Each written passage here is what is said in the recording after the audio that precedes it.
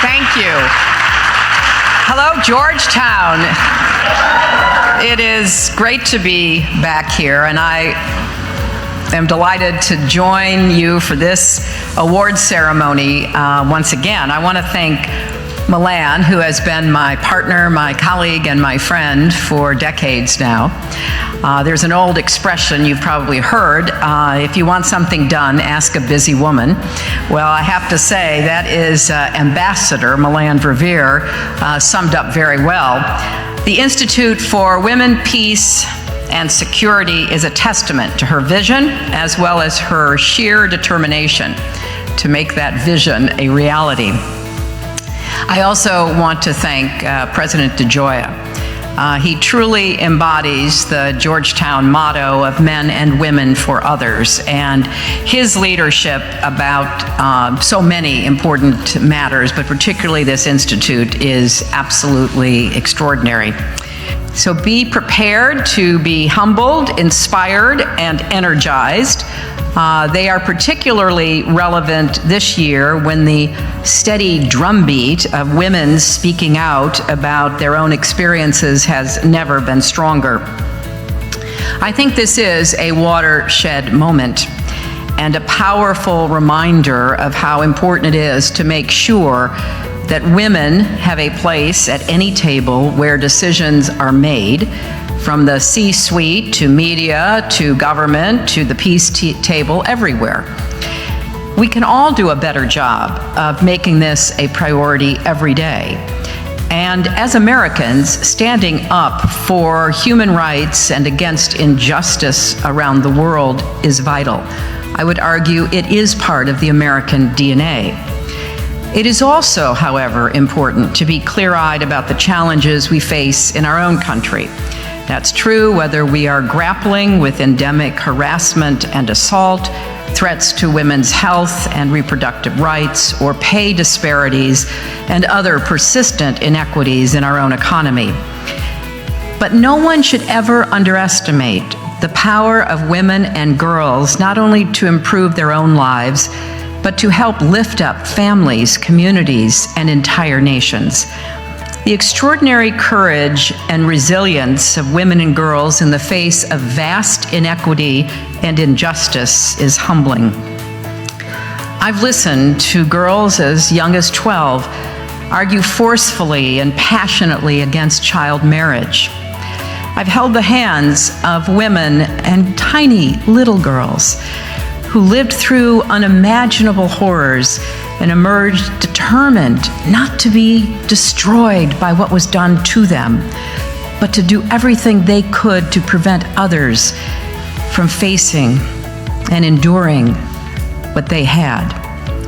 Through it all, I have seen that women are not only victims of war and conflict, but they are agents of change, makers of peace, and drivers of progress. That was truly the belief behind the creation of the Georgetown Institute for Women in Peace and Security, the first of its kind in the world, back in 2011. We came together to declare that the issue of women's full participation in peace and security could no longer be relegated to the margins of international affairs. And in the years that followed, the Institute has gathered the data to support what we knew in our hearts, that encouraging women's participation is strategic and necessary to peace, prosperity, and security. The tradition of women standing up for human rights and democracy stretches across centuries and continents. From the British suffragists who fought for and won the right to vote 100 years ago tomorrow, before we did, to the women around the world who are at the forefront of taking on urgent global threats like climate change and violent extremism, to today's honorees. Our third honoree, Lise Doucette, is a reporter who has worked to shine a light on the experiences of women and children in conflict, telling the stories that are too often overlooked. She has reported from some of the most important and dangerous areas in the world and done so with courage, compassion, and clarity. Good reporting is not only compelling and enlightening, it is absolutely essential. I still believe in truth, evidence, facts. There is no such thing as alternative reality. And we have to make sure that we don't try to live in it or let anybody else push us to live in it either.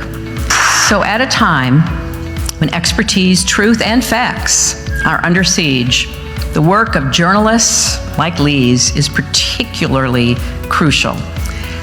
Now, it's easy to be overwhelmed by all that's going on at the world and on the world stage and here at home. I know that. I get overwhelmed at least a dozen times a day. I've spent the last year traveling the country, meeting people at signings for my book and other events, listening to what's on their minds.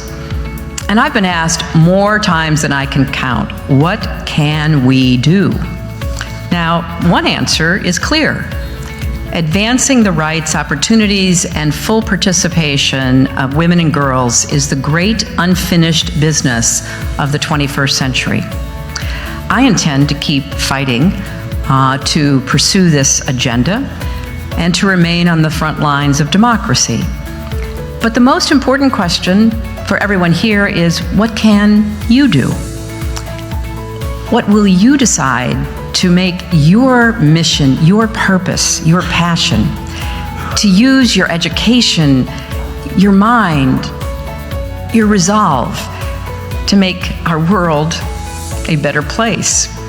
And in particular, what can you do to make sure that the lives of women and girls is never again relegated to the backstage somewhere, seen as frivolous or a luxury that we can't afford because of all the other important matters that are facing us? I think the stories of today's honorees are proof of what's possible when we refuse to give in or let our voices be silenced. It is hard to continue to speak up, speak out, stand up against what you think of as obvious wrongs. But do not grow weary. Bring a sustained commitment. Think of these honorees. Don't get discouraged. Draw hope and inspiration from each of them, and leave here today with a renewed commitment to making your own mark on the world. I know that's what we need more than ever, and I'm very confident that this university, the students, and all of you here today can really make a difference. Thank you all very much.